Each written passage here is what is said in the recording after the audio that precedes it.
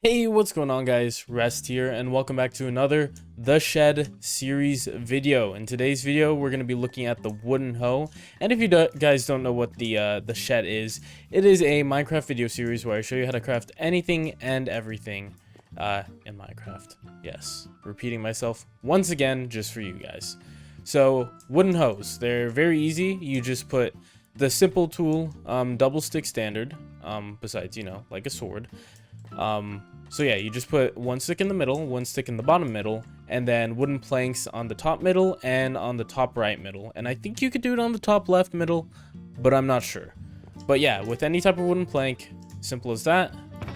We're going to be using oak again. Just do this. And you will need a crafting bench for this, or a crafting table.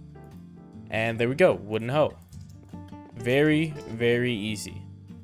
If this video helped you at all, please do leave it a like or subscribe or do both because they greatly help my channel. And yeah, if this brought any sort of value to you, that would bring value to me. And I'll see you guys in the next one.